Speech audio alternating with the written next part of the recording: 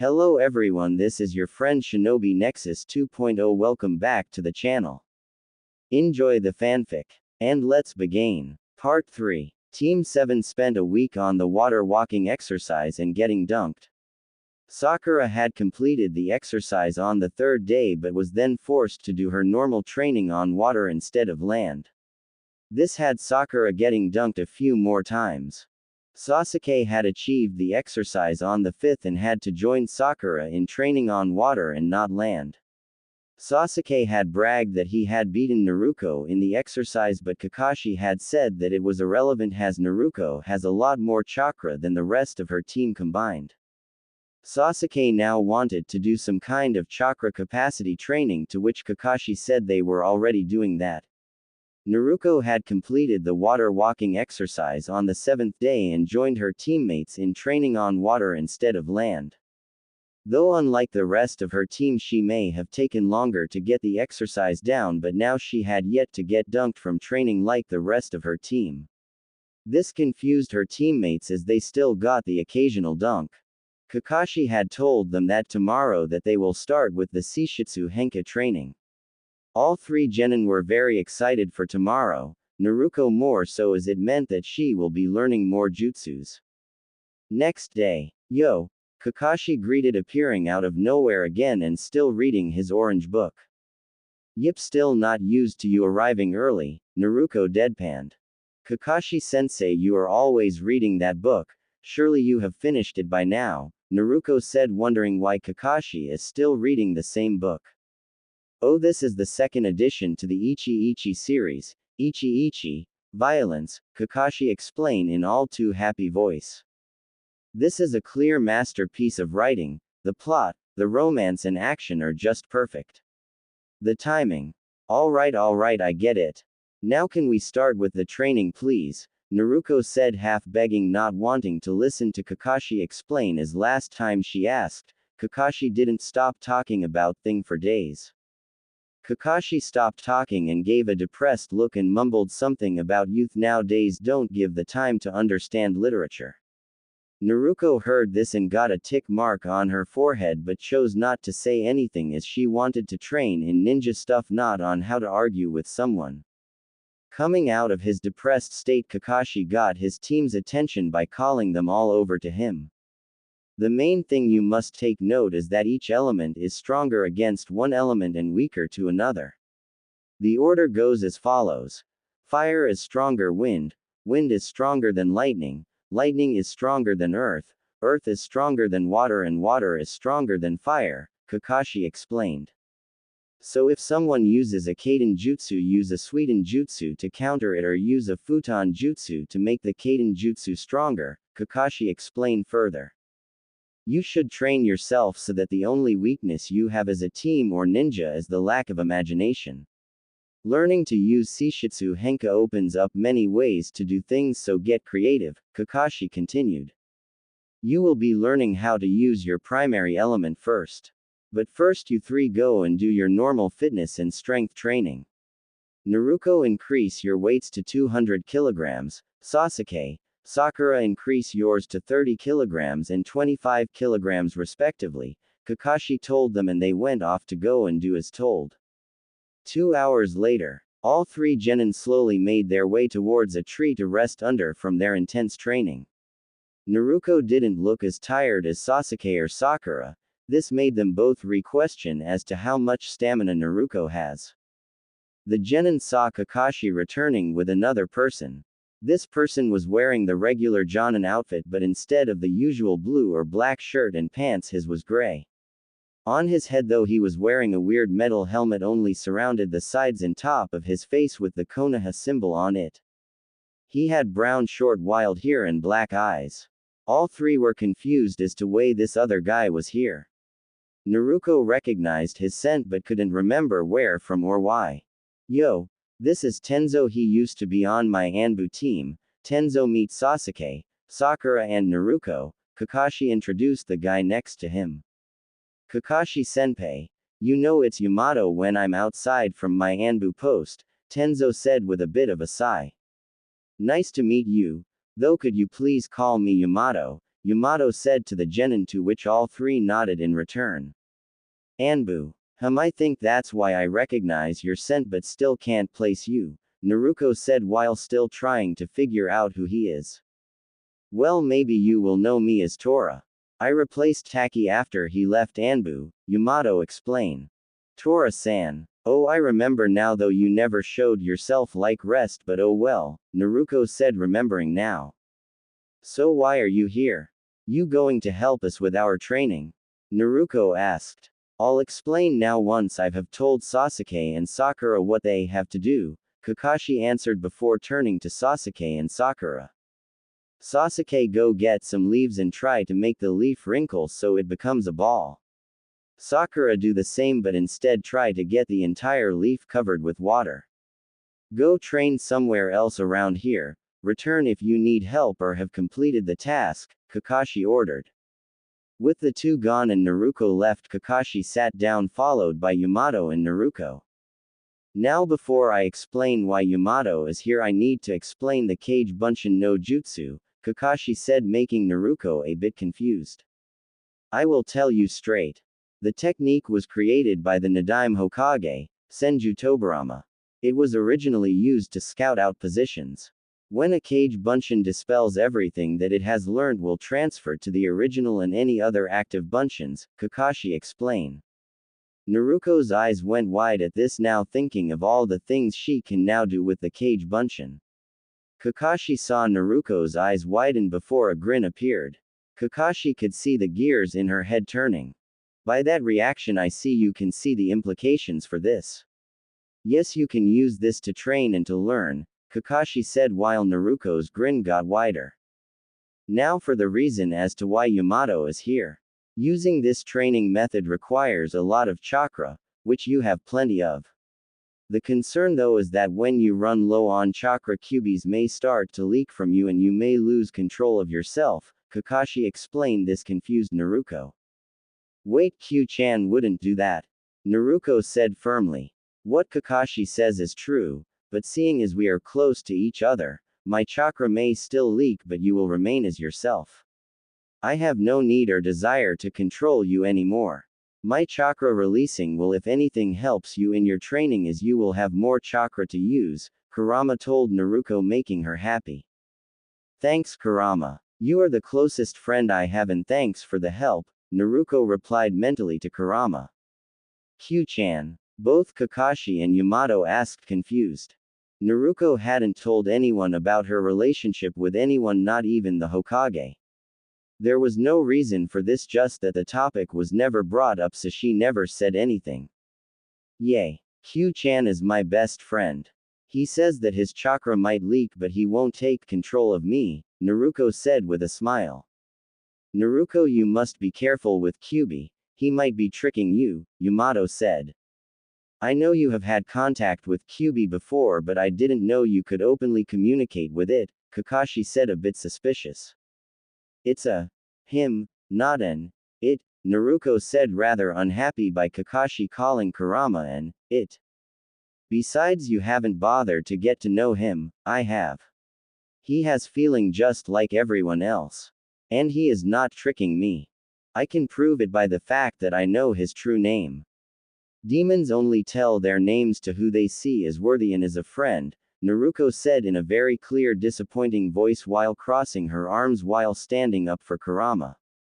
Kurama was rather happy to have someone stand up for him for a change, though didn't let Naruko see or know.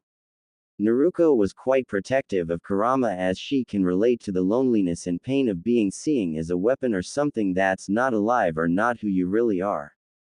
After seeing and hearing what Haku had been through, Naruko only strengthened her vow of making sure she would do anything to help others in the same situation. Kakashi felt bad at not considering that Kyuubi might just be like all other life forms. Kyuubi has a name and is a he? Yamato asked, raising an eyebrow.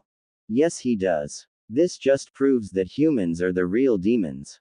I'm not surprised though, you humans barely respect your own race, so how do we expect you to respect others, Naruko said sadly and softly. I'm sorry, I didn't realize, though I am still not quite used to life and the way things work. Didn't exactly have a normal childhood or what little I can remember from it. That is a story for another time though, Yamato said calmly. Well, enough with the gloomy talk. So basically Kyuubi will still leak chakra but won't do anything to you? Kakashi asked, trying to diffuse the gloomy atmosphere and getting them back on track. Yep, he says I can use it to help with my training, Naruko confirmed. Well then Yamato, you don't really need to be here anymore, though you can still stay and help out and for in case anything does happen, Kakashi said with an eye smile. Naruko, make as many clones as there are leaves on this tree. Have each clone to try and split the leaf in half using your chakra, Kakashi ordered, to which Naruko nodded and did as told. When Naruko made around 1,000 bunchins, Yamato stood there with his jaw on the ground at all the bunchins Naruko made. Kakashi just laughed at Yamato while saying that Naruko easily can rival a low-tailed Biju in terms of chakra.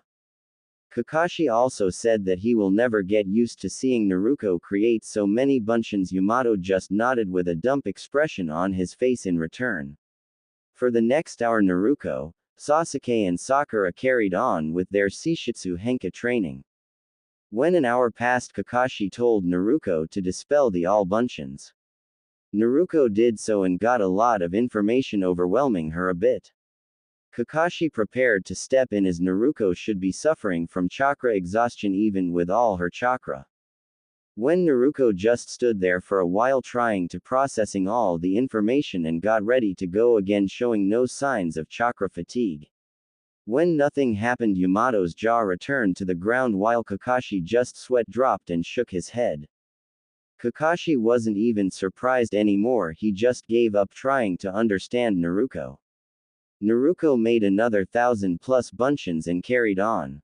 About half an hour later, a bunchin walked up to the sitting Kakashi and Yamato underneath a tree that still had leaves. Kakashi-sensei, do you have any tips for me? Naruko asked. Nope, sorry Naruko, wind is my weakest element. Wind is one of the rarest types in Konoha. I can only count about 5 people who are wind type, but only one still lives, Kakashi said while thinking. You mean Asuma? Yamato asked, also thinking of who was a wind user within Konoha. Yes, Naruko, you can go ask Asuma, he should be by training ground 10 or 17, Kakashi said, thinking of where Asuma would be. Naruko said thank you before bolting off, surprising Yamato again as he didn't expect that kind of speed from a genin, let alone a chunin. Kakashi-senpai, just what the hell is she? Yamato asked. Not sure, though I'm not surprised, she is turning out a lot like her father, a real genius when it comes to training and being a ninja, Kakashi replied. Training ground 10. Glad I found him, Naruko said happily, seeing Asuma spar with his team. Asuma was wearing the traditional Jonin uniform but had a cloth on his right leg hanging for his jacket. The cloth had the symbol for Hai no Kuni. Asuma had black hair and eyes and closely resembled the Hokage in looks. Asuma-sensei, Naruko shouted, making Asuma and his team stop and look towards Naruko. Naruko, wonder what she wants? Asuma asked, wondering, seeing Naruko jogging to them. Naruko. That's Naruko. I don't recall seeing her with tails and fox-looking ears. Shikamaru said, confused. When did Naruko get into cosplay? Ino asked while quietly thinking that Naruko looks very cute with the ears and tails. So I see she is no longer hiding one of her secrets, wonder what changed? Asuma said, noticing that Naruko has her features out and showing. Secrets? Both Shikamaru and Choji asked, not knowing about this. What, that she is into cosplay? Why would she hide that? Ino asked, very confused. I don't think that's cosplay, Ino. They look real, Shikamaru said, noticing how Naruko's tail's moving too naturally to be fakes. They are real. You may ask about them but not how she got them, Asuma said seriously. Shikamaru started thinking about this hopefully, with a few questions he might figure it out. Ino though was really wondering and confused. Choji was also curious but left it to Shikamaru to figure it out. As soon as Naruko got there, she was about to ask something but Ino cut her off. Naruko, are those really real? Ino asked. You mean the ears and tails? Yes, they are, Naruko said while letting her tails move around randomly. Were you born with them? Shikamaru asked. I can't say without telling a certain secret, but will tell you after the Chunin exams, Naruko said, sadly, not wanting to hide this from her two best friends. I see. Seems troublesome if you ask me, Shikamaru sighed. Why do you have them and how are they real? Ino asked. Well, that's because I'm not human. I'm a Hanyou, Naruko answered with a smile. Hanyou. Half demon, half human. See why you said you kept to yourself, Shikamaru said with a raised eyebrow. Shikamaru thought he had figured it out but would ask Asuma or Naruko later. Can I touch them, please? Ino asked sweetly. Why, yay, sure. Just be gentle, please, Naruko said, not too sure about this. Ino smiled and slowly started gently rubbing Naruko's ears. Naruko's ears twitched the first time Ino touched them, making her jump a bit. Naruko started purring soon after Ino started rubbing her ears. Ah, how cute. She even purrs. Ino squealed, making Naruko blush. So you're not afraid of me? Naruko asked softly, making Ino and her two best friends raise an eyebrow. No, why would I be? I think it's terrible cute, kind of wish I had them, Ino said with a bit of jealousy, making Naruko blush quite hard. Well, it's part of the main reason why I kept to myself, as the villagers don't think so, Naruko said sadly while Ino moved to pat one of her tail. Asuma clenched his fist at this. He knows about Naruko's life. Asuma was one of the few people wanting to adopt her, but the civilian council prevented this, pissing off quite a few people on the ninja side. Shikamaru noticed the tone in Naruko's voice and Asuma's sudden mood change, partly confirming his theory. Well, you are still you and the villagers are stupid. You will always be our friend, right, Shikamaru? Choji replied. Yea, it would be too troublesome otherwise, Shikamaru said with a small smile. This brought a big smile to Naruko while Asuma smiled as well, happy that his students are open-minded. Ino smiled as well while patting a different tail. Thank you, Choji, Shikamaru and Ino, it means a lot to me, Naruko said softly. So Naruko, why did you come here? I doubt it's to reveal your true self. Asuma asked, wanting to know why she was here. Oh right. I came to ask tips on using my wind element, as Kakashi said you are the only other person who is a wind user, Naruko said, remembering why she was here. Oh, so you are a wind type? Asuma said, happy that there was another wind user. Yes, along with fire and lightning. Kakashi says I might have a Kekkei Genkei, Naruko responded. You have 3 types, wow, you most likely do have a Kekkei Genkei, Asuma said, surprised. Asuma sensei, how do we find out what type we have? Ino asked. You will find out tomorrow. I can't have Kakashi upping one on us, Asuma said seriously, making Shikamaru grumble and mumble about how troublesome things have become. So Naruko, you came here for tips. Seeing as you are also a wind user, I'll tell you if you take my team out for a barbecue, Asuma said, trying to make a deal with Naruko. You're cheating, Asuma sensei, Shikamaru scoffed. Not really. So Naruko, do we have a deal? Asuma asked. Naruko paled slightly, know how much she and Choji could eat. It's for training, so it's a deal, Naruko said, shaking Asuma's hand. Now for wind, you have to think thin and sharp. When you apply your chakra, fold it and make it as thin as you can, Asuma advised. I see, that makes sense, but what can wind type be used for? Kakashi said it's the best type for me. Naruko asked. Good question. It is mostly used to enhance the cutting ability of your weapons, Asuma answered. Wait, why? Surely that won't make too much of a difference. Sure, your weapon will be sharper, but, Naruko asked, wondering why. Another good question. The sharpest weapon will always win and will render most defenses, if not all, useless, as the piercing power is greatly increased. Here, take this and throw it as hard as you can at this tree, Asuma said while hand Naruko his weapon and point to the tree. Are you sure I should throw it as hard as I can? I don't want to break this, it's quite the cool blade, Naruko said, admiring the blade but scared that she might break it. The blade was a small thick curved blade, making it like a dagger, but the handle and blade was one piece.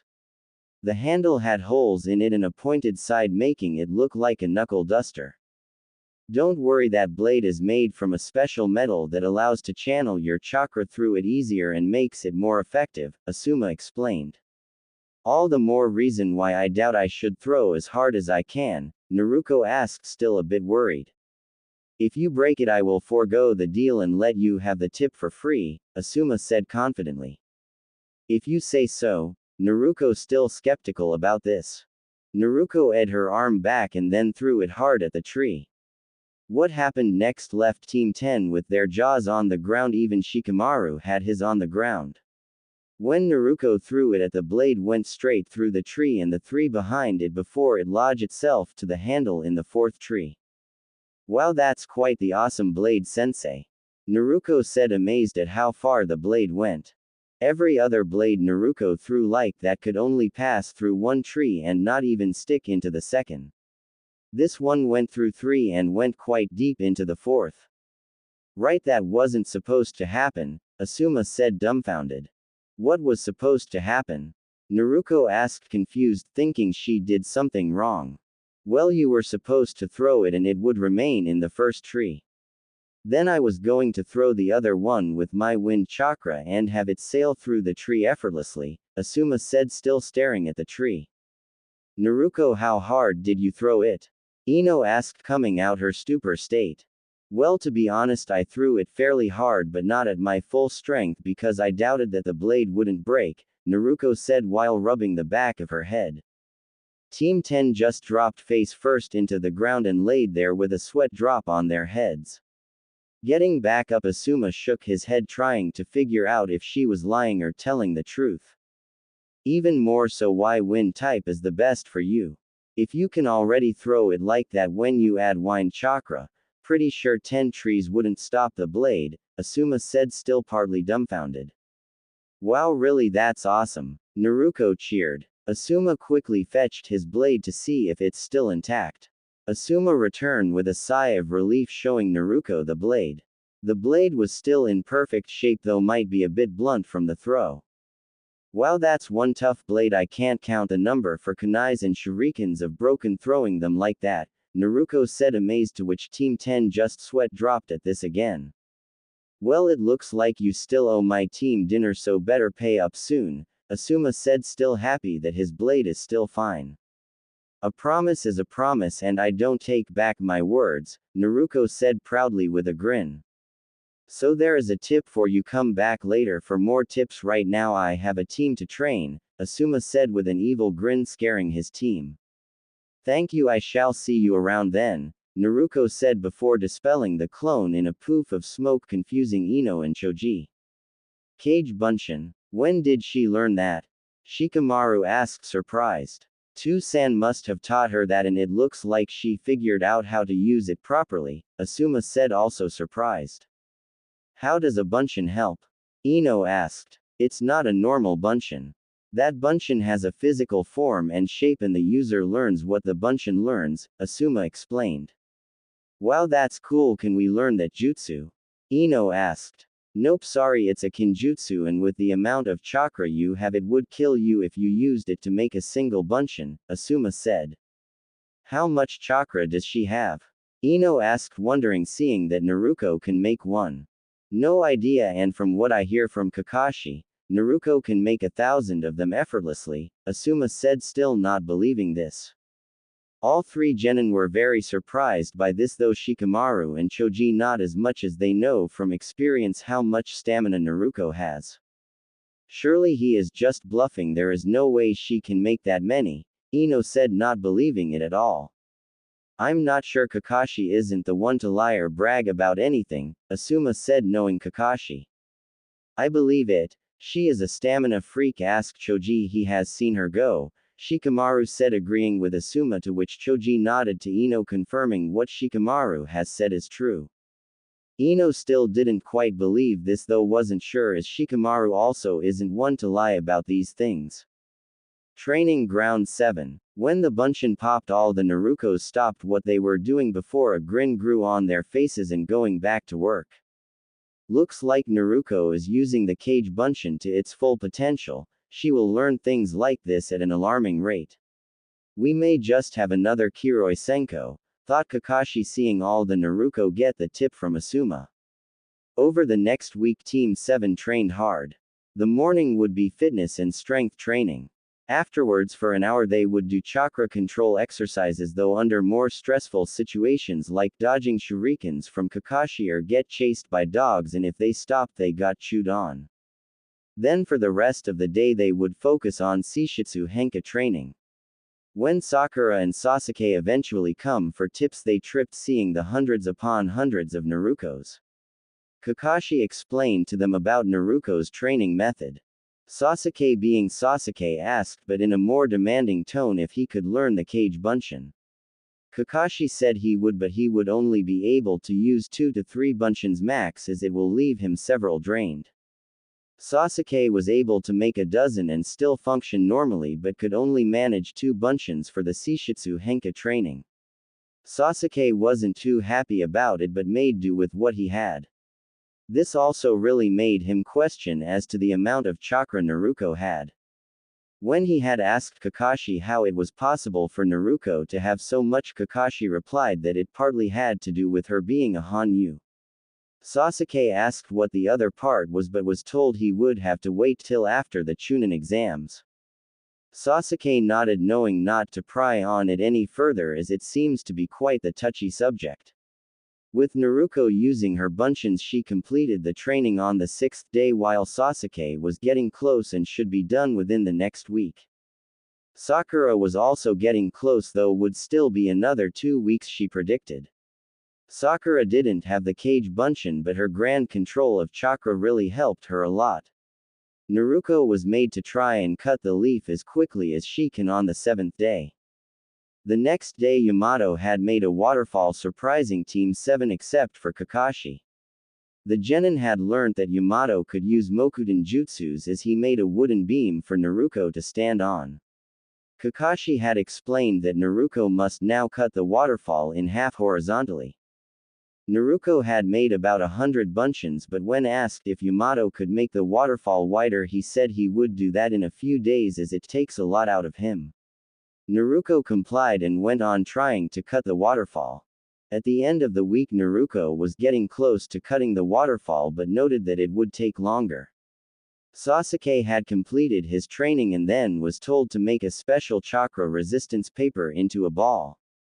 Sasuke instantly noticed how much harder it was to channel his chakra through the paper, let alone make it into a ball. Sakura, not wanting to get left behind, had asked Yamato for some tips. These tips allowed Sakura to increase the rate at which she got the hang of trying to make the whole leaf covered in water. For the last week, Team 7 had their weights increased to 40 kilograms for both Sasuke and Sakura, while Naruko's increased to 215 kilograms. Sakura had to use her chakra to be able to cope with the amount of weight she had on her. Sasuke also had to, but not as much as Sakura. Halfway through the week, Naruko had cut the waterfall in half and did it a few times to make sure. Kakashi had then told Naruko that she had mastered Wind Seishitsu Henka. Naruko had then started with Fire Seishitsu Henka, but the first few times she cut the leaf instead of turning it to ash. Naruko slowly started making the leaf turn to ash, but still cut it a bit every time. Getting annoyed, Naruko went to Kakashi for help. Kakashi saw Naruko heading towards him while trying to turn the leaf into ash. Kakashi-sensei, why do I keep on cutting the leaf while I try and turn it to ash? Naruko asked, slightly annoyed. Here, do it again so I can see, Kakashi asked while handing Naruko another leaf. Naruko took the leaf, covered it between her hands and channeled her chakra into it for a few seconds. When she removed her hand that was on top, she saw that the leaf's bottom half is ash while the top half and a cut almost straight through it. Here, place each leaf in each hand and do it again, Kakashi said, handing Naruko 2 leaves this time. Naruko shrugged before taking the leaves and placing one in each hand. Naruko channeled her chakra to both leaves and was surprised as to what happened. The leaf in her right hand completely turned to ash while the one in her left was cut into many pieces, basically shredding the leaf apart. As I thought, the first thing is that you were channeling chakra through both your hands like you would with wind. With fire you only need one hand. The second thing confirms my theory, you have Kekkei Genkei. You are able to combine both fire and wind, Kakashi explained. There was one other person I knew who could combine these two. Her name was Pakura from Sunagaku, though I don't think yours will be the same as her Shikuden, Kakashi continued, remembering the stories of Pakura and the trail of mummies she left in her wake. Awesome, so if it's not Shikuden, that what would it be? Naruko asked, happy that she is a Kekkei Genkei. Not sure, Enten, maybe. We'll have to find out what you can do with it, Kakashi said, not sure on this as it's a rare combination. To stop you from cutting it up at the same time, only use one hand and think heat and vibrations are movement, Kakashi advised. Naruko nodded and quickly did as told by taking a leaf and using one hand to channel chakra into the leaf. Within seconds the leaf turned into ash. Well, it looks like you've completed this part. Now turn this into ash, Kakashi said, handing him a stack of paper. It's a special chakra resistance paper. Turn that into ash and you will have mastered fire Seishitsu Henka, Kakashi said, explaining what the paper is for, seeing the confusion on Naruko's face. For this exercise only use 3 additional bunchins as I don't have a lot of that kind of paper, Kakashi said, knowing Naruko would want to spam cage bunchins for the exercise. If you really need to, have the rest of your bunchins try to turn a rock into ash, Kakashi continued. Naruko thanked Kakashi before heading off. Sakura had just arrived, saying she completed the first exercise. Kakashi told her to find a log and to make the entire log covered with water, and when she did that, move on to a bigger log until she can cover one as big as her. At the end of the week, Kakashi had gathered his team at the end of the day to explain a few more things. Seeing his team sitting under a tree, Kakashi walked to them. Right, we have had a hard month of training. As I can't completely stop you from doing missions for too long, we will start with D-ranked missions again. You will have to continue your Seishitsu Henka training in your own time. Dismissed, Kakashi explained. With a few moans and groans, the 3 genin headed home. Later that night, inside the seal. Hey Kurama, Naruko greeted tiredly while sitting and making herself comfortable against Kurama. Hey, so how was your month of training with Kakashi? Kurama asked while covering half of Naruko with one of his tails. It was hard but awesome. Wouldn't have it anyway, Naruko replied while hugging and snuggling into Kurama's tail. Kurama, do you have any other jutsus besides the one you showed me? Naruko asked. Yes, I have plenty, mostly fire ones, not so much wind. I shall show you them tomorrow when you train, Kurama replied, more than happy to show her some. Is it possible to say cover my entire body with either wind or fire, or both, using my chakra? Naruko asked, wondering if she could hope it would do what she was hoping it would do. Either one, yes it is. The Reikage from Kumogakur covers his body with lightning chakra, increasing his speed, reflexes, defensive and offensive capabilities. But both I don't know, never seen or heard of someone doing that, Kurama replied. Awesome, I think I will start on trying to do that next, Naruko said, happy that it was possible. Hey Kurama, I was thinking, is it possible to open this cage? Naruko asked, wondering if she could open the cage. But you need the key for it. You will have to ask the old man if he knows where the key is. Though before you do that, you need to defeat your evil self, as you will lose control of yourself, Kurama explained, quite surprised at Naruko asking about opening the cage. Defeat my evil self? How do I do that? Naruko asked, not having a clue on how to do that. I can send you deep into your conscious where you will have to face yourself. Only you alone can do that, I can't help you. I can only send you there. We shall start this within a week so you and I have time to prepare, Kurama explained. Is that fine, as that is when it will be a new moon? Naruko asked, not sure about the timing. All the more reason is you will be fully human and will be less influenced from you demon half and both of you will not have your demon powers, Kurama explained. I see. Well then good night Kurama, Naruko said before falling asleep. Night kid, Kurama said before going off to sleep himself. Next day. Tap tap tap. HMMPH. Tap tap tap. Kakashi. What are you doing here so early? Naruko asked slowly sitting up while rubbing her eyes before stretching. Get ready quickly, you have been personally requested by the Hanyou Kuni daimyo, Kakashi explained seriously. Quote comma quote. Quote comma quote. What? Naruko being nervous was a complete understatement. She has no idea why the daimyo would ask for her. Had she done something wrong? Was she in trouble? Did this have to do with her befriending Kurama? Naruko had taken a good soaking shower but she was not feeling so fresh anymore. The journey to the Hokage's office was one of the most terrifying trips she had ever taken. She was building up sweat at an alarming rate. Walking up to the door to the Hokage's office, Naruko froze. Her fear was rising. She had heard about the Hanyou Kuni daimyo and how he is the ruler of this land. He has the final say of who becomes the Hokage of Konohagakure no Sato.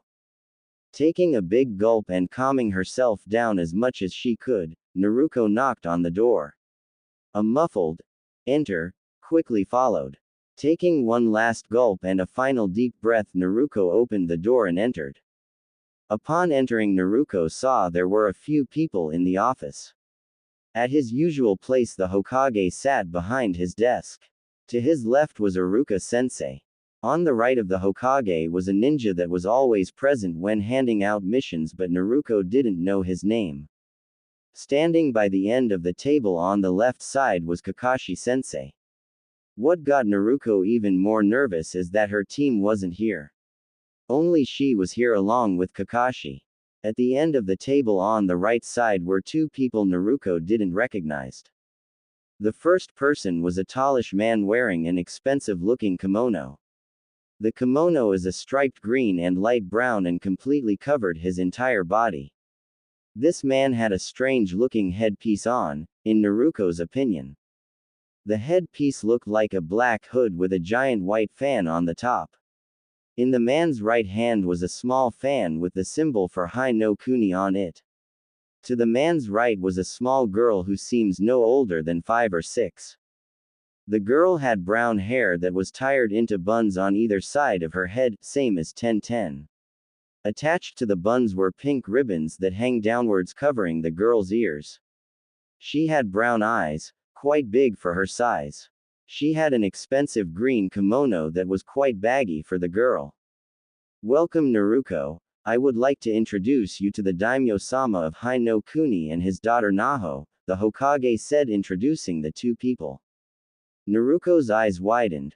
Quickly recomposing herself, Naruko bowed to them and greeted as politely as she could. It's an honor to meet you daimyo-sama, Naho-sama. I am Uzumaki Naruko. It is an honor to make your acquaintance, Naruko said with a bit of nervousness in her voice. Likewise, it's my pleasure to meet you Naruko. Daimyo and Naho is acceptable, no need for such formalities. I have heard quite a bit about you, the daimyo replied with a slight bow, her daughter doing the same. Hi. Though may I ask what it is you have heard about me daimyo? Naruko asked, her nerves calming down a bit. Mostly of how you fought Zabuza and bested him by yourself. You are also the one to stop my wife's cat from running away. That cat has never left my wife's side since, the daimyo said with praise in his voice.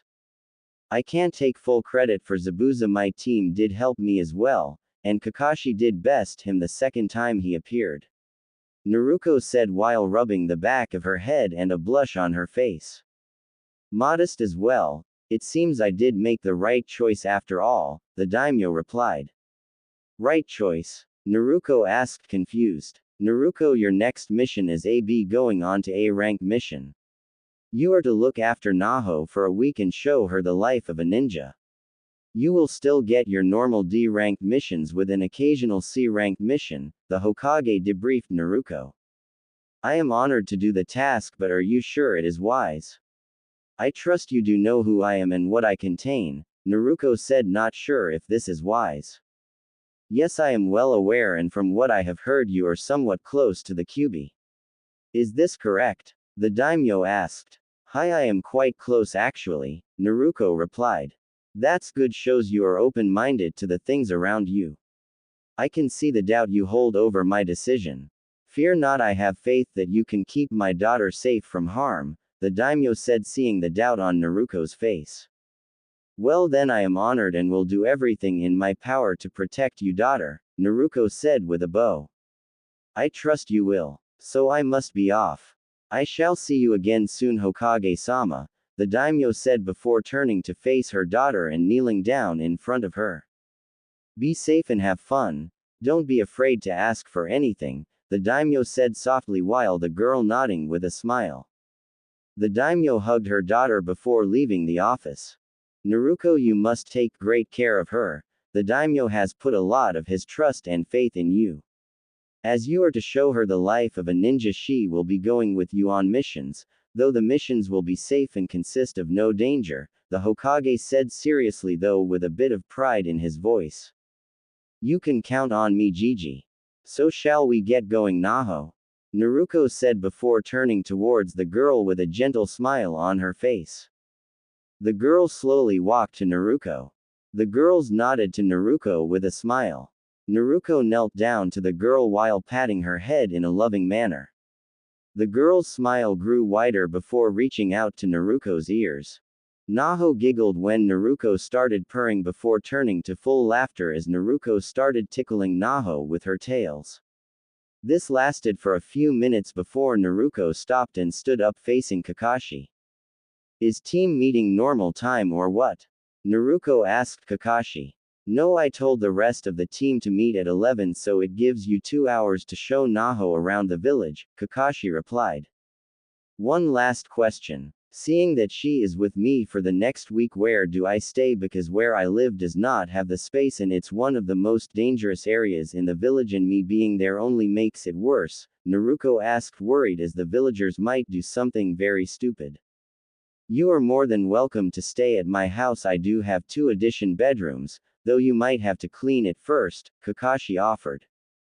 Thanks, Kakashi-sensei, Naruko said while making 2 bunchons, one collecting Naho's baggage and the other going to Naruko's house to get a few of her things. Naruko and Naho left the Hokage's office while a bunchon followed Kakashi to his house to drop off Naho's things. Can I ask you a few things? Naho asked quietly. Yay, sure, and don't be afraid to ask. You may ask anything you like, Naruko said while letting Naho hold on to one of her tails as they walked around. Why did you ask to move? Naho asked. Well, the villagers and I aren't on very good terms, so they tend to do some stupid things when it comes to me. Also, where I live is the worst place for you to live in, and my house can only support 1 person, Naruko replied calmly. Do the villagers hate you because of what's inside you? Naho asked quietly. Yes, they do, but it doesn't bother me anymore, and I have a few friends, so it's alright. But the friends I have my age don't know about Kyuubi. I can only tell them after the Chunin exam. So could you please not say anything to them about this? Naruko asked. Oh, okay, no problem. Is it true that you can change into a fox? Naho asked with a smile. Yep, and a fox isn't the only thing I can turn into, though I can only show you outside the village, Naruko said happily, though went softer at the last part. That's awesome. I can't wait to see it, Naho said happily, bouncing up and down a bit. One last thing, Naho said softly. Yes, what is it? Naruko asked, wondering why Naho asked softly. Could you please treat me like a normal person and not some royal princess? Naho asked shyly. With pleasure, though never planned to in the first place. Now come on, we have a village to explore, right, Naho-chan? Naruko said gently. This brought a big smile to Naho's face, to which Naruko giggled at. Thank you, Naru-ne-chan, Naho said with glee. Ne-chan, huh? Naruko mentally thought to the name Naho gave her. Treat her well, Kit. Getting you onto her good side will be a very good thing for you.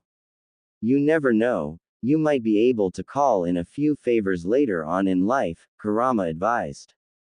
Thanks Kurama, though I will do it because I want to, not for the reward later on, Naruko replied. For the next hour and a half Naruko gave Naho a tour of the village, showing her where all the clans lived and where the Uchiha once lived. Naruko showed where the playgrounds were, academy, the top of the Hokage monument, the various shops and market districts. Naruko had saved her favorite place for last. Slowly walking up to her favorite ramen stand, Naruko told Naho all about the amazing ramen that no other place could beat. When Naho had said that she didn't know what ramen was, Naruko tripped. Naruko had no idea how this was possible. There was a person who didn't know what ramen was. She thought it was the end of the world, hell would freeze over, Sasuke would lose his entire fan club. Naru-ne-chan, is this place the one you were talking about? Naho asked, seeing the stand in front of them, bringing Naruko out from her end of the world thoughts. Huh, oh yes, this is the place. The place where the food of the gods is made, Ramen Ichiraka. Naruko exclaimed. Inside Ramen Ichiraka. So was that awesome or what? Naruko said, finishing her 7th bowl of ramen. Naho was amazed at the amount Naruko could eat. She barely finished the first bowl and here was Naruko finishing her 7th. It was amazing, the chiefs at home don't have anything as good as this, Naho replied, still savoring the taste of ramen. If you ever need any more, make sure to come and get some more, Tsuki said with a smile. Tsuki and her daughter Ayame run and own Ramen Ichiraka. Naruko is their #1 customer and sometimes gets free meals as a thanks. Oh, I have to tell To-sama about this place, Naho said, wanting come here again. Who is your father anyway? Tsuki asked. Oh, he is the Hanyou Kuni Daimyo-sama, Naho said, like it was common knowledge and it wasn't a big thing. Tsuki stumbled after hearing this. He just hoped that the girl would put in a good word. If the daimyo liked this place, his sales will no doubt go through the roof. Well, be sure to tell him about us. You won't find better ramen anywhere else, Tsuki said, almost as if he was trying to sell his product. Thanks Tsuki Gigi, Naruko said while leading Naho out the ramen. Naho-chan, it's time you met the rest of my team, Naruko said while wrapping a tail around Naho's waist and letting her pat and hold another. Training Ground 7. Hey guys, Naruko greeted Sakura and Sasuke, who were sitting under a tree. Both Sasuke and Sakura saw the small girl next to Naruko and noticed the girl playing with one of Naruko's tails. Sasuke was wondering who the girl was, while Sakura thought it was very sweet and cute the way Naruko had a tail wrapped around the girl's waist while the girl played with another. Ah, she's so cute. Sakura squealed, slowly walking up to the girl and kneeling in front of her. Sasuke also stood up and walked to Naruko to find out what is going on, though Sakura beat him to it. Hi there, and what's your name? Sakura asked sweetly. Naho, the girl replied softly. Nice to meet you, Naho. I'm Sakura, Sakura greeted. Naruko, who's the chibi and why is she here? Sasuke asked. Don't call me that, Naho shouted back, making Sakura and Naruko giggle at the playfulness. This is Naho, this is Sasuke. He may seem like a great prick, but once you get to know him, as really is just a softie on the inside, Naruko said, introducing the two while sticking her tongue out at Sasuke, making him grunt in response. Oi baka, watch the language, Sakura said, hitting Naruko on the head. Itai. Really wish you wouldn't do that, Sakura-chan, you hit harder than you think, Naruko said while rubbing her head with one eye closed. Well, don't curse in front of small children, you should know better than that, Sakura shot back. So Naruko, why is she here? You got stuck with babysitting? Sakura asked. Kind of. The daimyo wanted someone to show his daughter the life of a ninja and so choose me to do it. Naho will be with me for a week, he said, though at this rate doesn't seems like it's long enough, Naruko replied before tickling Naho again for a few minutes. Sakura smiled at the playfulness Naruko was showing with Naho. Sasuke might have as well if he didn't stop to replay that sentence in his head. Wait, hold up. She is the daughter of who exactly? Sasuke asked, not sure he heard it right. I said she is the daimyo's daughter. You know, the one that runs Hanyou Kuni, Naruko repeated. Both Sasuke and Sakura went wide-eyed at this while switching glances between Naho and Naruko. First they see Naruko babysitting, which they didn't think is possible, remembering the few times they had to babysit at the orphanage. Then now it's the daimyo's daughter he is babysitting. Sakura didn't quite believe this, though wasn't sure, as Naruko has yet to lie about something.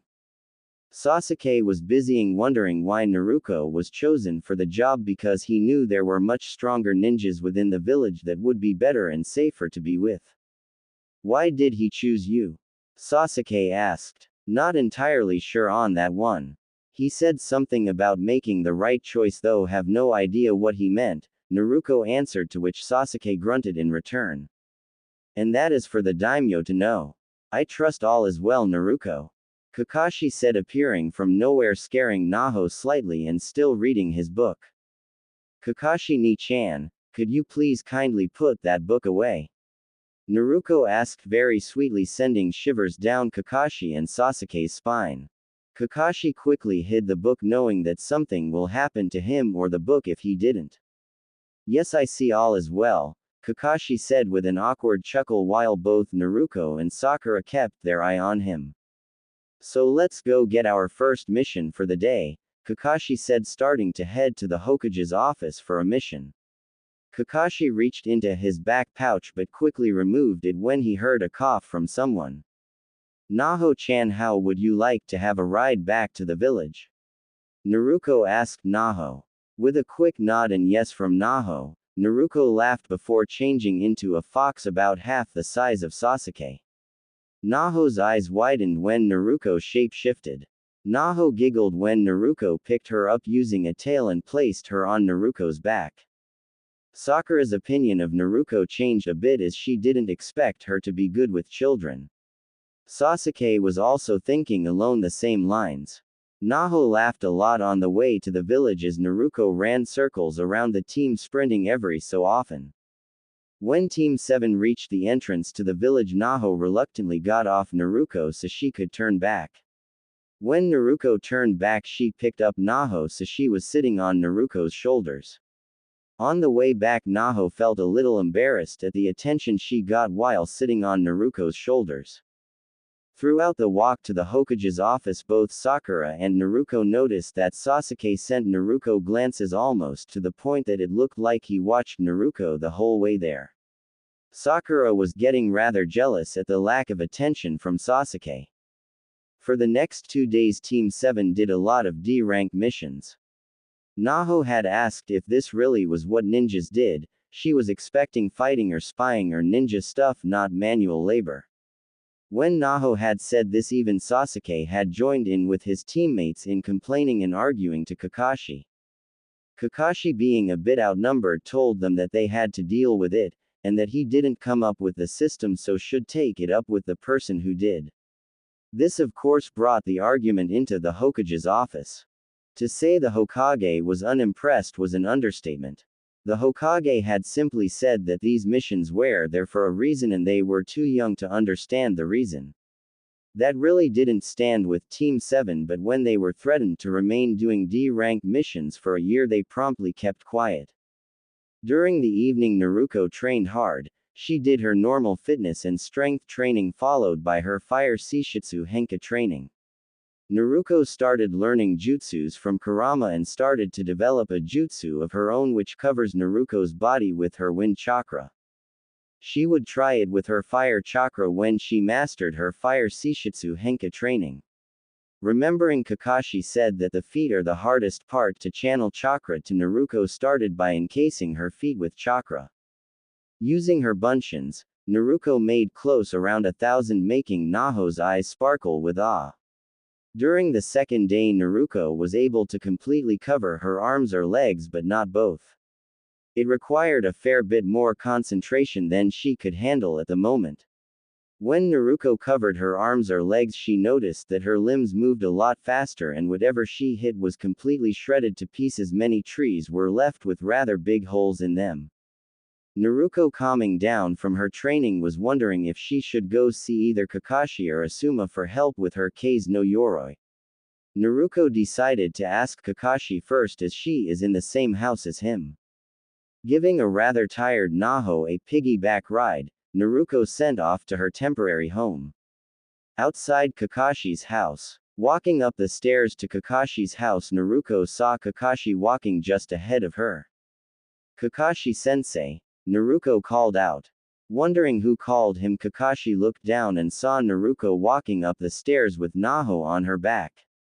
Kakashi quickly hid his book before stopping to wait for Naruko. "Naruko, how was your training this evening?" Kakashi asked when Naruko caught up. "It went well. I can turn about half of that paper you gave me into ash. But there is something I am finding difficult to do," Naruko replied. "Well done, those bunchins really do increase the rate at which you learn things. So what is it you are finding difficult?" Kakashi asked, a bit curious. "Well, I am trying completely cover my body with my wind chakra. I guess making it a wind of armor. But the problem is I can only either cover my entire arms or legs. I can't seem to get both," Naruko replied, still thinking why she can't get it right. "Well, the case no Yoroi isn't an easy jutsu. Only knew about 2 people who could cover their bodies with their chakra," Kakashi said, impressed that Naruko is attempting such a high-level jutsu. "And here I thought I was coming up with something new. I got the idea after hearing that Asuma can cover his blade in chakra, so I thought what would happen if I tried it on my body instead," Naruko said, a bit disappointed.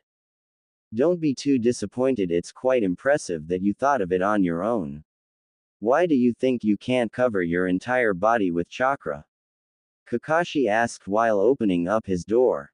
"To be honest, I think I lack the concentration. Other than that, I don't know," Naruko replied, walking into Kakashi's house. "Concentration is a big part of all jutsus, and what you are doing is called Keitai Henka," Kakashi said while watching Naruko place the sleeping Naho down on the couch. "Keitai Henka?" Naruko asked, quite confused. "Yes, Keitai Henka. It's a very advanced form of chakra control which allows you to change your chakra's movement, form, size, range and purpose. The best way is to picture what you want the chakra to look like and how you release it," Kakashi explained. "Why do you think the symbol of Konoha is a leaf?" Kakashi asked. "I remember Iruka-sensei saying something about how it helps with concentration," Naruko replied, trying to remember what Iruka-sensei said. "Yes, it does. When you focus next time, focus only on the symbol on your headband," Kakashi said. "Can I show you so you can see if there is anything I can improve?" Naruko asked, to which Kakashi nodded. Naruko did the jutsu exactly the same way she had done it earlier. Blue chakra covered her arms from her shoulder all the way down to her hands. The chakra was swirling around her arms, making it look like there was a tornado around her arms. Kakashi used his Sharingan to watch how the chakra flows. He watched swirl around her arms. Kakashi nodded and Naruko disabled the jutsu. "Well done, Naruko. I can already see a few things that you can improve. The first is to try and make the radius in which your chakra flows around your arms tighter. This will help increase the speed at which it flows at and will focus the jutsu more. The second thing is try to speed up the rotations as much as you can. Try to rotate it in anti-clockwise and see if it goes faster than clockwise," Kakashi explained. "Why would the direction affect the speed?" Naruko asked. "Because chakra in your body flows in a certain direction when you mold chakra, so rotating it in the same direction while allow it to flow easier," Kakashi explained. Naruko processed the information before saying thanks and carrying Naho off to her room. The two shared the room as Naho wanted to sleep with Naruko. Naruko was more than happy to comply and used her tails as a blanket for both of them. Next day, Team 7 had to suffer yet another day of D-rank missions. Naruko was getting bored and annoyed by this, Nothing exciting has yet to happen, and the only way she could get some excitement was if she did a C-ranked mission. After Naruko had done her fitness and fire Seishitsu Henka training, Naruko went looking for Asuma for some tips on her Kei's no Yoroi. Kakashi had only helped with the Keitai Henka side of the jutsu. She now wanted advice on the Seishitsu Henka part of the jutsu. Running to training ground 10 in fox form with Naho on her back, Naruko hoped that Asuma would be there. She knew that this might add to the current deal she had, but hopefully it would be worth it. Team Asuma heard laughter heading their way. When they looked around, they saw a fox with a girl riding it heading right for them. Team Asuma tensed slightly, not knowing what to expect. Is that Naruko? Seems like she wants another tip, Asuma said, really confusing the genin. Before Ino could ask something, the fox came skidding to a halt in front of them, racking up a bit of dust. Naho was let down before Naruko slowly shifted into her human form. About 7 seconds later, Naruko stood in front of Team Asuma, who had their jaws on the ground. Expect of Asuma. So this is the famous shape-shifting Kakashi told me about. It is really something to see in person, Asuma said. Shikamaru mumbled something about troublesome blonde girls and giving up trying to figure out Naruko. Choji saw that Shikamaru wasn't even going to bother to figure it out, so left it to. Ino, on the other hand, wanted to know what the hell was going on. I am confused, really confused. That is the weirdest henge no jutsu I have ever seen, Ino said, very confused. It's not a henge, it's shape-shifting. There is a big difference, I will explain later, I don't have much time, Naruko said in a hurry, to which Ino just nodded, still confused. So you want another tip on Win Seishitsu Henka? Asuma asked. Partly, I have already mastered the waterfall cutting exercise, Naruko replied. Already? That took me months to do, Asuma complained. Cage bunshin really help, Naruko said with a grin, while Asuma moaned, saying how it's not fair. So Asuma-sensei, I started making a jutsu and wanted to know if you could see the jutsu and tell me if I can improve anything. Kakashi already gave me advice on Keitai Henka. I wanted to know if I can improve anything on the Seishitsu Henka level, Naruko asked.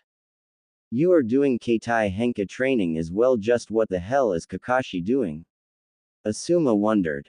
Alright, let's see this jutsu of yours, Asuma said.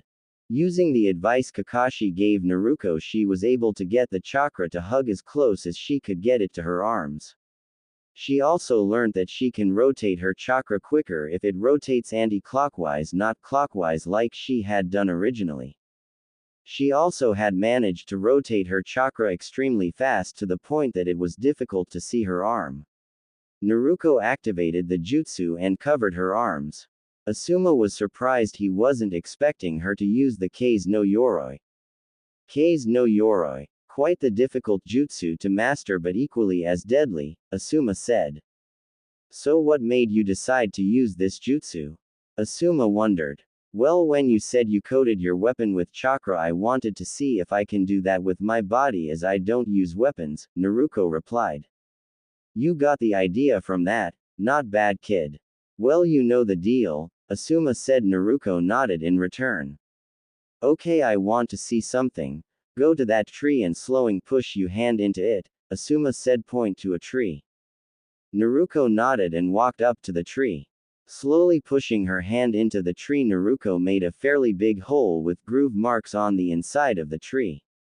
Naruko was amazed at how much more effective it was with the few tips from Kakashi. Asuma looked at the hole, then looked inside while nodding. Naruko wondered what Asuma was doing. There are two things I can tell you straight of the bat, Asuma said, walking to Naruko. The first is that the hole is much bigger than your arm. What you want is to make a hole the same size as your arm. This focuses the jutsu more, and the big hole shows that you are wasting chakra while using the jutsu. The smaller the hole you can make, the stronger the jutsu will be, Asuma explained. The second thing, you see the groove marks? Asuma asked, walking back to tree with Naruko.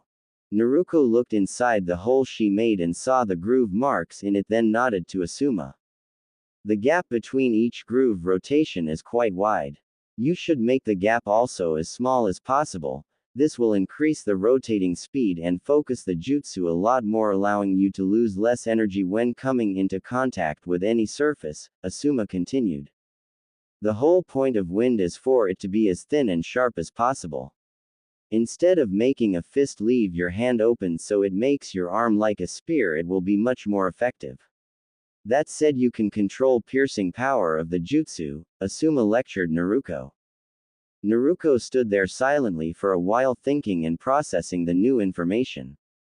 Thanks, Asuma-sensei, Naruko thanked before turning into a fox and placing Naho on her back and bolting off. You guys have some serious competition if Naruko is already creating jutsus like that, Asuma said to his team seriously. Wow, I never knew Naruko was so smart, Ino said surprised. Both Choji and I knew. She was like me. We both held back during the academy, but by the looks of things Naruko more so than I, Shikamaru said, knowing that Naruko held back in the academy. Random training ground. Naruko spent 3 hours trying to perfect her new jutsu. Using her bunshins, Naruko had managed to make a hole just a bit bigger than her arm and decrease the gaps between the groove marks. Naruko used the ground as she didn't want to completely destroy the forest. For the last hour, Naruko had worked on trying to cover her legs and arms at that same time. She had managed to cover half of her legs while her arms were fully covered. Slowly walking back with Naho on her back again, Naruko looked behind her at the peacefully sleeping girl. Smiling, Naruko carried Naho back. Shortly before the entrance to the village, Naruko was suddenly surrounded by ninjas. The ninjas were completely covered in black clothes, only leaving their eyes visible. Naruko noticed a musical note symbol on their masks just above their eyes. Naruko counted that there were 8 of them. Using her tails, Naruko secured Naho to her back, freeing one hand but still used the other to help hold Naho. Naruko used her hearing and smell to see if there was more hiding in the forest nearby. Happy that they weren't, Naruko got into a stance. Hand over the girl and we will let you live, the ninja in front of Naruko demanded. Off, you aren't getting her, Naruko cursed back with a deep growl. Last warning, bitch, the ninja said back in a more serious tone. If you leave now, I won't turn you into my personal sleeve, the ninja next to the first one said. You need a for that first. Now off if you wish to live, Naruko shot back while she switched to her demon voice with a growl. The rest of the ninjas had to hold back a laugh at the insult before getting into a stance, hearing the sudden voice change. Seeing this, Naruko growled louder and deeper, waking up Naho. Naho panicked when she saw all the ninjas surrounding her and Naruko. Don't worry, Naho-chan, I will protect you. Close your eyes until I tell you to open them, this is going to get ugly, Naruko reassured Naho while channeling her chakra into her right arm, completely covering it. Seeing this, the ninjas surrounding her became alert and prepared of an attack. Nothing could prepare the ninja in front of Naruko for what happened next. Naruko instantly reappeared in front of the ninja and shoving her arm in his chest, killing him instantly. Using the ninja's surprise state, Naruko made 2 bunshins who also had their right arms covered and a now bunshin on their backs. The 2 bunshins charged the ninjas on the side, instantly killing the next ninjas closest to the bunshins. When Naruko had created the bunshins, she instantly appeared to the ninja that was behind her and killed him in the same manner. By the time the man Naruko had killed dropped, her bunshins took care of another each. It all happened within a few seconds. The 2 remaining ninjas saw 6 of them get killed virtually instantly. Not wanting to stick around, the 2 ninjas attempted to flee. The 2 bunshins caught them before they could take more than a few steps. The bunshins knocked both of the ninjas out while Naruko had created 6 more bunshins to carry the remaining dead ninjas. Naruko finally saw the aftermath. Each of the dead ninjas had a hole where the heart should be. You could clearly see through the hole. Naruko along with her bunshins bolted for the Hokage's office. When Naruko entered the village, she used the rooftops to avoid any civilians and so she could travel faster. Throughout all this, Naho kept her eyes close while tightly holding on to Naruko. "Naho, you're safe now. You can open your eyes though, don't look back," Naruko said softly while gently tightening her grip on Naho. Naho had been silently crying from fear of what could or might happen. Naruko had heard her hiccup a few times and used her tails to rub and comfort Naho. "Thank you, Ne-chan," Naho thanked quietly before falling asleep on Naruko's back. Naruko smiled before increasing her pace to the Hokage's office. "Hokage's office. Gigi," Naruko called out while entering the Hokage's office. The Hokage looked up and saw 9 Narukos, which 8 of them were carrying a ninja each. "Naruko, what happened?" the Hokage asked while getting up and walking to the Naruko holding Naho. "I was attacked. They were after Naho-chan. 6 of them are dead while 2 are unconscious," Naruko replied. The Hokage lifted the head of one of the ninjas and saw the symbol on his forehead. He silently cursed after seeing the symbol. "Oto ninja. Naruko, leave them here and head back home. Report this back to me tomorrow," the Hokage told Naruko while several Anbu appeared and took the Oto ninjas. Naruko nodded before dispelling the bunchins and heading to Kakashi's home. It was a long night for Naruko and Kakashi. Neither of them had been able to sleep. Kakashi had remained awake in case any additional attacks would follow. Naruko stayed up for the same reason, apart from making sure Naho had a decent sleep. Naho slept soundly but had clung onto Naruko for the whole night, and every so often Naho would whimper softly. As a protective and comfort gesture, Naruko wrapped Naho with her tails. Every time Naruko had tried to remove herself from Naho, Naho had tightened her grip. Early morning. Waking up slowly, Naruko tried to move but felt something holding her down slightly. Looking down, Naruko found Naho still clinging to her. Naruko realized at some point she had fallen asleep. Naruko slowly tried to get up quietly, freeing herself from Naho. This time Naho didn't tighten her grip, but the movement woke her up. Feeling something soft and furry covering her, Naho slowly opened her eyes, meeting another pair for gentle blue eyes. "Ohio. Sorry about waking you up there," Naruko greeted softly and gently. "Ohio," Naho replied while rubbing her eyes. "Looks like someone slept well. Come on, got to get ready, there are a few things that need to be done," Naruko said while getting up and freeing Naho from her tails. After getting ready, Kakashi, Naruko and Naho made their way to the Hokage Tower. Naruko was happy to see that Naho was still the same as she was before the attack. Naruko would still keep a close eye on her in case. When they got to the door to the Hokage's office, Naruko made a bunchin to stay with Naho while Kakashi and Naruko entered. When Naruko entered, she saw 2 people she didn't recognize, but could see that these 2 were battle-hardened and one that looked like a Shikamaru bunchin just a few years older. Naruko already knew who this was from the few times she had been to Shikamaru's house. The first person is on the left side of the table from Naruko's point of view. This person is slightly darker in skin color. He has a navy blue bandana with Konoha's symbol on it. He is wearing an open black jacket that reached to the back of his knees. Underneath, he is wearing a gray shirt and pants with black combat boots. He has black eyes and 2 scars on his face, one on his left side starting from just above but next to his eye, curving down past his mouth, ending in the middle just before the end of his chin. The second scar started just below his right eye, very close to his nose, stretching in the same direction as the first, though where it ended Naruko didn't know as the clothes covered the rest of it. The second person is standing on the right side of the table from Naruko's point of view.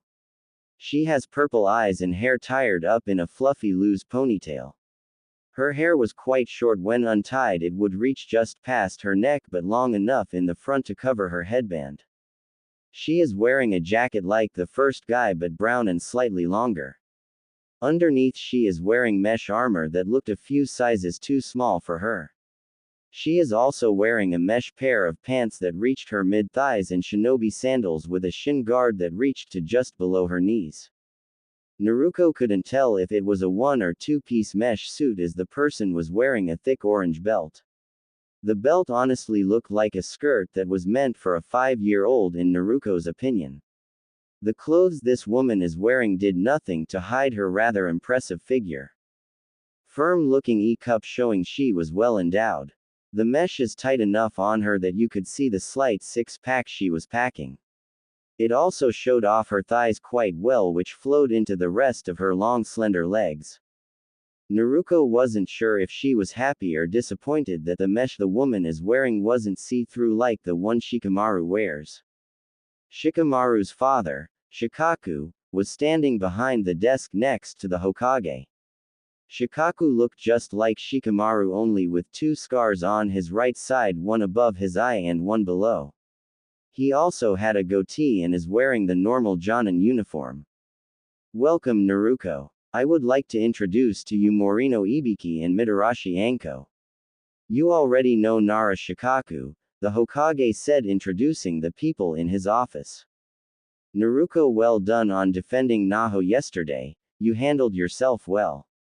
Due to you capturing not one but two of them alive, we were able to extract a fair bit of intel from them, the Hokage said with pride.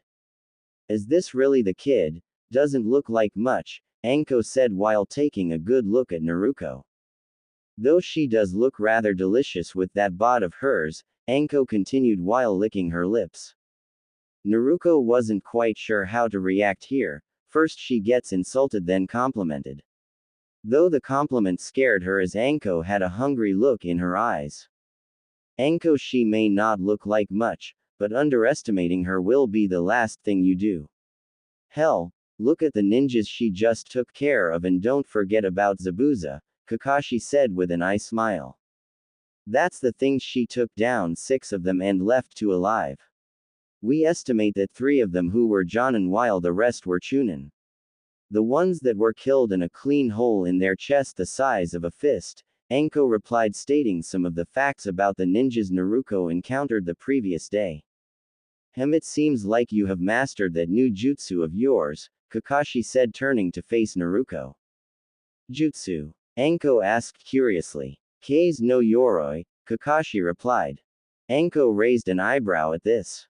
Kakashi nodded to Naruko, who nodded back before concentrating and activating the jutsu. Naruko covered both her arms. Anko went wide-eyed at this while Ibiki, Shikaku and smirk on their face. The Hokage smiled with pride when he saw Naruko activate the jutsu. With the help of Kakashi-sensei and Asuma-sensei, I was able to improve and focus it, but I still can't cover my whole body with it yet, Naruko said while leaving the jutsu activated. So the Gaki has some potential, Anko said with a smirk. So must I report what happened yesterday? Naruko asked. Nopinochi saw what happened when he extracted the information, though it seems that Anko hasn't read the full report just yet, the Hokage answered, looking towards Anko, who just rubbed the back of her head. Ibiki, tell her and Kakashi what you have learned so far, the Hokage said to Ibiki, who nodded back. The ninja were from a new village called Otogakure no Sato, but don't know who the Otokage or leader is supposed to be. They were sent to kidnap the girl. As to why they weren't told. Though there was one thing that we did learn, Ibiki explained. Seems like they know little of what's happening within their own village, so what is it that you learned? Kakashi asked. Through the memories we've seen, they are preparing for war but not sure as to who it could be us. Also that a few were sent to spy on Sunagakure. We are unable to determine their goal at this stage, but we have sent a hawk to Sunagakure to warn about the spies, Ibiki debriefed. There are a few possibilities that they wish to achieve. One we know is that they are preparing for war. As to who, I think it is us. The attempted kidnapping of the girl was for leverage or a countermeasure should they attack us, Shikaku added. They might also be trying to destroy the alliance between us and Kei's no Kuni, either to stop reinforcements or getting them to attack us as well, Shikaku continued. Kakashi nodded, understanding the reasons, while Naruko partly understood what was going on. Naruko mostly just understand that they might be attacked. For now you are dismissed. For the rest of the week Team 7 may have a break as a reward, the Hokage said, dismissing everyone. Kakashi-sensei, what are we going to do now for the rest of the week? Naruko asked while walking to Naho and motioning her to get up. Meeting time will be at 10 at the training ground where we will train. Can't have you doing nothing, Kakashi said, more referring to Sakura. Know that Naruko and Sasuke will use the time to train. When Kakashi disappeared, Naruko saw that they had an hour, so decided to head the training ground anyway. Training Ground 7. Naruko had been playing with Naho for the past 45 minutes when she saw Sasuke arriving alone. Naruko and Naho went to go sit underneath a tree to cool down and rest. Naruko saw Sasuke heading towards her, looking rather focused. Hey Naruko, could I speak to you quickly? Sasuke asked softly and with a blush on his face. Naruko saw the blush, but not used to seeing Sasuke blush, thought he was getting sick. Naruko stood up and followed Sasuke to the next tree. When they stopped, Naruko saw that the Sasuke was still blushing and fidgeting slightly. Oi, what's wrong? You look flushed and aren't acting like yourself, Naruko said while placing a hand on Sasuke's forehead to feel his temperature. Sasuke blushed a bit harder from this, which didn't go unnoticed and started to confuse Naruko. Oi, you are heating up a bit, seriously, what's wrong? Naruko asked again, getting a bit worried. Nothing is wrong, I just wanted to ask you something, Sasuke replied in a nervous tone. Sasuke took a deep breath and tried to calm himself down before he mumbled something inaudible even to Naruko's ears. Sasuke, I can't hear you. Need to turn up the volume, Naruko said, not being able to hear anything.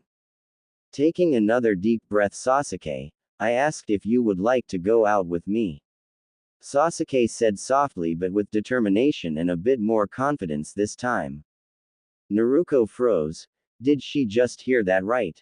Naruko had a confusing look on her face, which Sasuke wasn't able to determine what this meant. Huh, was Naruko's only reply after a few minutes of failing to process what she had heard. Sasuke sighed. This wasn't going too well. He wasn't sure if he had done something wrong but steered onward.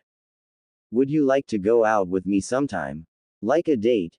You know, just you and me, Sasuke asked again calmly, but nervousness still making itself known. Naruko's eyes went wide. She was not expecting this, and it was from Sasuke of all people. Ever since they were a team, Sasuke hadn't come once to challenge her once. He did seem friendlier and open towards her, but Naruko, though, that was just him trying to get along with the team. Naruko blushed hard. Someone had just asked her out. The silence was a bit unnerving for Sasuke, thinking that Naruko was going to say no. He just asked me out. A date, an actual date. I can't believe this, though. Why me? Naruko thought, her blush deepening in color. Why me? Naruko asked softly, not sure why he asked her. Many reasons. You are one of the few that don't hoard me like some fangirl. You were the only one who acted like I was a normal person, not some high and mighty Uchiha. You were also the only one who gave me their time when I was at my lowest after I had lost everything, Sasuke replied. The spars that we had were some of the best times I ever had. And then we were put on the same team. The time I have spent with my team, with you, is the happiest time I've had since then.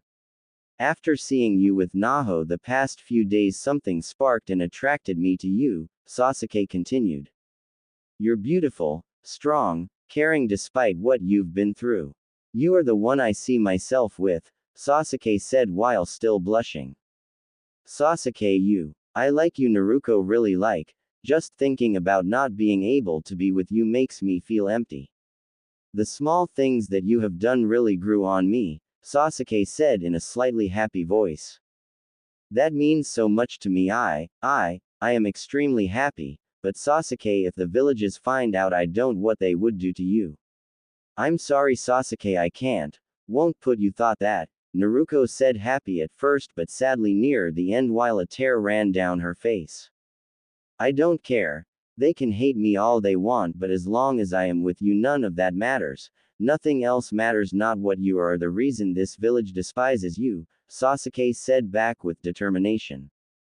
Naruko's eyes widened. She could see and hear Sasuke had really meant what he said. Naruko looked down, hiding her eyes as another tear ran down her face. Naruko never thought she could be so happy, and after hearing what Sasuke said had really hit her in the right place.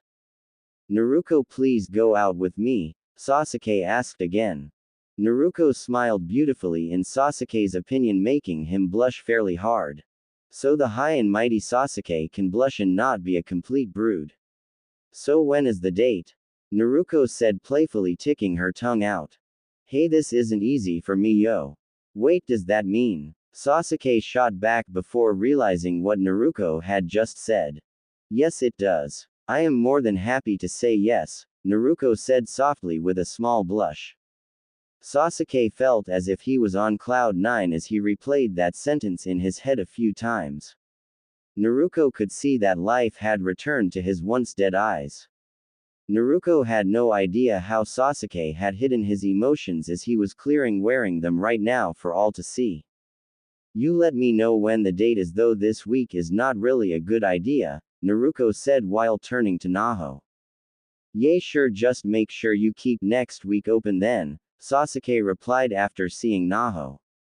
Sasuke started walking but stopped when he felt something against his chest.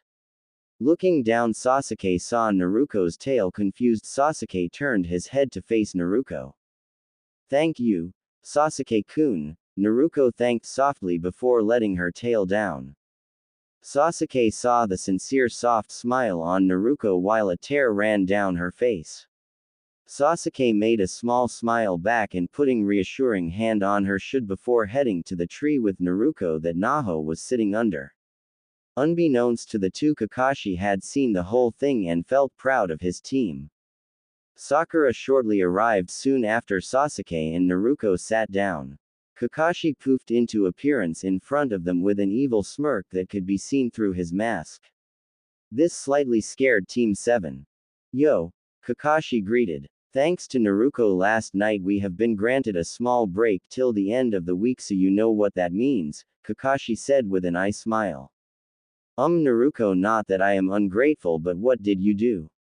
Sakura asked. She was attacked last night by ninjas and did well by killing 6 of them while capturing the last 2, Kakashi answered for Naruko. You were what? Sasuke asked. Sakura raised an eyebrow at Sasuke's outburst. I was attacked, it was no big deal, they dropped before they knew what happened, Naruko replied with a bit of a smirk. Don't downplay yourself, Naruko, but at the same time don't get too why it will be your downfall, Kakashi said seriously. Hi Kakashi-sensei, Naruko replied back. So get to it, you know the drill by now, Kakashi said, to which the Genin trio started their fitness and strength train on the river nearby. 2 hours later, Team 7 went about doing their chakra control exercises, though was also on water this time while being chased by either Kakashi or his pack of dogs. This made Naho laugh as she saw all 3 eventually get munched by dogs. Then as usual spent the day doing their Seishutsu Henka training. Sakura was able to cover a log half her size in water while Sasuke was close to turning that blasted paper, as Sasuke had put it, into a ball. About 3 hours later, Naruko's bunchins had managed to turn a rock the size of her hand into ash. Her cheering made Sakura sigh as she knew what that meant, considering the last time she heard Naruko cheer. Sasuke in the meantime used it as motivation and without knowing turned the paper into a ball. Sasuke smirked and tried again, getting the same results. Sasuke had joined Naruko in getting their next training details. So it looks like you've mastered lightning while Naruko mastered fire. Well done you two, Kakashi said with praise. So what now, Kakashi-sensei, do I start with lightning as well? Naruko asked. You will, but not during these training sessions. You will have to do it in your own time. Also ask Sasuke for the details and any tips you might need, Kakashi replied. Oh okay, so what do I do now? Naruko said, little disappointed that she didn't get to start her lightning Shishitsu Henka training, though was happy that she now got the extra time to hang out with Sasuke. Naruko, you will practice your K's no Yoroi, Kakashi said, to which Naruko got a big smile before heading off. Sasuke, I will be teaching you my own original jutsu, seeing that you got your Sharingan during the wave mission, Kakashi said, earning a smirk from Sasuke. For the next 3 hours Team 7 trained hard. Sakura was trying to cover a log her size with water. Naruko used 1,000 bunchins to complete her K's no Yoroi, while Kakashi was teaching Sasuke his own original jutsu. By the end of the day Sakura had only managed to cover a bit more than half of the log. Naruko was very happy as she was now able to completely cover the arms and legs at the same time and started working on covering her tails as well. Naruko could only cover half of her tails as there were 5 of them. Sasuke had managed to memorize the hand signs and get the gist of the jutsu down. Kakashi dismissed them, but Naruko remained for another hour after still practicing her K's no Yoroi no jutsu. The rest of the week Lucky held no extra events, so Team 7 were able to training peacefully, and Naruko was just happy that no one else tried to kidnap Naho. Sakura had finally completed her Shishitsu Henka training. Naruko had managed to cover her tails as well as her arms and legs.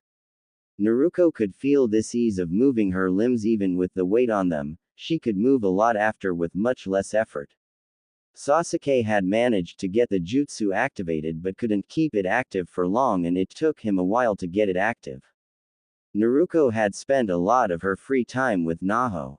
They went to ramen Ichiraka every night for super as Naho started to show signs of an addiction to ramen. Though Naruko realized that she was also partly addicted to meat as she hadn't hunted for anything in over a week. One thing that started happening again was Sasuke's challenges to a spar daily ever since he had asked Naruko out. Naruko held back but still went rather hard, to which Sasuke got his ass handed to him a few times. Naruko purposely went hard on him to help get him stronger in taijutsu and reflexes. The last challenge Sasuke had held his own pretty well but still got his ass handed to him when he became tired and couldn't keep up with Naruko. Naruko noticed for the first time that Sasuke was smiling during their spar and not brooding or get angry for losing consistently. During Naruko's supposed sleep time, she spent her time in the seal training with Kurama in using Kaden and Futon jutsus. Naruko learned a fair amount of jutsus, most were wide area destruction jutsus and a few single target, but heavily focused on only a single target. After learning some jutsus from Kurama, Naruko discovered she preferred taijutsu over ninjutsu and felt that it suited her much better. Kurama had told her that she should still practice ninjutsu for when she need mid to long range attacks, as focusing only on one she would have trouble getting to ninjas who used long range attacks. Kurama also told her that usually most genins and chunins and some jonins only focus in one area, which leaves them open for either long range attacks or taijutsu, and that she should quickly take advantage of. Hokage's office next day. Sama. Naho ran and hugged her father. Naho-chan, I missed you so much, the daimyo said while returning a tight hug to his daughter. So did you have fun and learn a lot? The daimyo asked, releasing his hold on Naho. It was the best time ever. Naruko Nei-chan is the best, Naho replied happily. Nei-chan, hope you didn't steal her away from me, the daimyo teased Naruko playfully after hearing what Naho called Naruko. He, I think I may have, Naruko replied back with a giggle while rubbing the back of her head. I thank you, it seems that Naho-chan really enjoyed her time with you. I also heard that you protected her rather well, the daimyo thanked. Hi, and it was an honor, daimyo, Naruko confirmed before giving a slight bow at the end. I might just have to let her visit you again sometime. Well, we need to get going, daimyo said, to which Naho ran and hugged Naruko, not wanting to go just yet. Nei-chan, Naho said with tears in her eyes. Now, this isn't goodbye Naho-chan, be good and make sure to visit soon, Naruko said softly while kneeling down and hugging Naho. Naho nodded before reluctantly letting go and running to her farther. Naruko waved to Naho who waved back before leaving through the door. Naruko slowly made her way back to her home. Now that she was alone, she returned to her home after getting her things from Kakashi's house. It's really quiet. Too quiet, Naruko said sadly while lying on her bed face up already missing the company. Naruko fell asleep rather quickly after she thought about asking Kakashi if she could move in permanently. Next day early morning, Naruko slowly got ready for the day still thinking about her time with Naho. When Naruko left her home to go for a hunt, she saw Sasuke waiting at the bottom of the stairs that lead to her apartment. Sasuke-kun, what are you doing here? Naruko asked, confused as to why Sasuke was here. Hey Naruko, I thought I would walk with you to the training grounds, Sasuke said with a small blush. You do now, there are still 3 hours till then and I going hunting this morning, though you welcome to join, Naruko replied. Ah, I see, sure I would love to join, maybe you can teach me a thing or two about hunting, Sasuke said while falling in line with Naruko as they headed for the village outskirts. Sure, I'll teach you what I know. Don't expect to get it the first time, Naruko said happily before turning a bit serious. In turn you could help with my lightning Seishitsu Henka training, Naruko continued. Sure, though I was going to do that anyway, so I will think of something else to help you with instead, Sasuke replied though wasn't quite sure as to what to help with just yet. Ah, that's so kind of you, though I am looking for any taijutsu styles if you know of any or anyone, Naruko replied while flattering her eyes for the first part before think of what else she would need help with. I could teach you my interceptor style, but it does rely heavily on the use of the Sharingan, but your eyes might be able to make up for it, Sasuke said trying to think of any fighting styles or teaches. As for teachers, I am afraid you would have to ask Kakashi, though I could look in the Uchiha library to see if they have recorded any styles, Sasuke continued knowing that his clan library has many things recorded within it. You would share your library with me? Naruko asked, surprised at that but happy at the same time. Yeah, I would. Maybe you could also help me with some of it, Sasuke said with a nod. Thank you Sasuke-kun, though I wish I had a library like that, Naruko thanked though was a little sad near the end. You never know, you might just have, so make sure you ace the Chunin exams, Sasuke reassured her.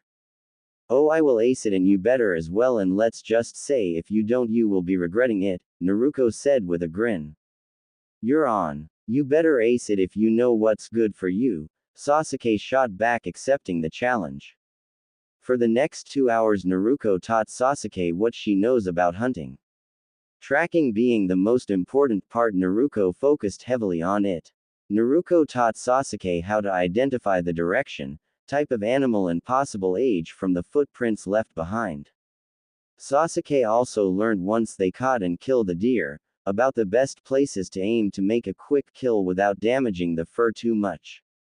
He also learned the best way to skin the catch and how to clean it. Luckily he had a fairly strong stomach for it. He also learned that it's best to let it drain for around 2 to 3 days depending on the size so the catch was completely drained of its blood. This helps out to make clean cuts of the meat and fur which can be sold as a pelt. Naruko said she would teach Sasuke how to make the best cuts when the catch was ready for it. Naruko was slightly amazed at the speed Sasuke took everything in. They reached the training ground with an hour to spare. Naruko made 2,000 buncheons and got them all to try and turn the leaf into ball. Naruko knew that she could handle 2,000 buncheons as her chakra capacity was much bigger when she first started with Seishitsu Henka training. The first few tries Naruko either turned the leaf to ash or shredded it into a million pieces. She eventually after a few tries managed to get the leaf to wrinkle, but it would still turn to ash or shred it shortly afterwards. Naruko was about to ask for a tip from Sasuke, but Sakura arrived and wanted to know which was the real Naruko. Hey guys, so which one is the real Naruko? Sakura greeted before asking.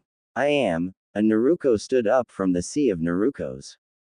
Or am I? Naruko said with grin. Naruko, I just want to ask you something, so which is the real you? Sakura asked, not really in the mood for one of Naruko's games. One of us, all the Narukos said in a monotone. Come on Naruko please, Sakura said in a whiny tone. Yo, Kakashi greeted, appearing from nowhere though was caught off guard from all the Narukos. Kakashi, can you please help me fish out the real Naruko? Sakura asked. Naruko, come here so we can start the day. You can leave the bunchins to carry on for the day while we do missions. Remember to dispel them every half hour now that you have doubled the amount you are using, Kakashi ordered. Hi, the Naruko closest to them said while standing up. So what did you want to ask me? Naruko said, looking to Sakura as Team 7 started walking to collect their missions for the day. I'll ask later, it's not really important and I kind of want to ask when we are alone, Sakura replied quietly. Naruko raised an eyebrow in response before nodding. Hokage office. So I have a short C-rank mission for you. You are to deliver this package to Keisha. The client will be waiting at the entrance of the city. He also wanted it there soon, so you will have to move quickly. The Hokage debriefed Team 7 on the mission. Keisha, the capital? Sakura asked, to which the Hokage nodded. Yay! I can't wait to see the capital, Sakura squealed. We are not going there for sightseeing, we are only going to the entrance before coming back, Kakashi said. Sakura pouted before sighing. She really wanted to go to the capital. She had heard all about the shops they have there, and the variety they have is like no other place within the elemental countries. The trip to the capital and back fairly easy, they were only encountered by bandits once. Once a few of the bandits recognized Kakashi, they all fled, not wanting to see if the rumors about him were true. The trip did reveal one thing to Sakura, and that was Sasuke seemed a lot closer to Naruko than usual, or anyone for that matter. What confused her the most was that Sasuke was smiling all the time when talking with Naruko. And that Naruko started using the kun affix at the end of Sasuke's name. Sakura felt quite jealous, though sad that she wasn't getting any attention from either of them. She would see if this continued a few times before confronting them. Sakura had an odd feeling of loneliness seeing the two interact with each other. This did not go unnoticed by Kakashi. Kakashi sighed in hope that it didn't rip the team apart. When they got back, they were told to quickly report to the Hokage's office. Not sure as to why they increased their speed. Back at Hokage office. This next mission is of high importance. You must not fail this mission no matter the cost, the Hokage said as soon as Team 7 entered. I am not sure why you must find this out, but Team 7 has been requested, more specifically you Naruko have been requested, the Hokage continued seriously. Everyone on Team 7 got rather curious except for Naruko, who was a bit nervous. Who requested her this time and why? How did people know about her? She was just some orphan who the village hated, so who would want her? Me. Why me? Naruko asked, a bit nervous. I told you that you must find out. As for who? The Hokage said before releasing a sigh. The case cage of Sunagaku no Sato, the Hokage finally said. Huh.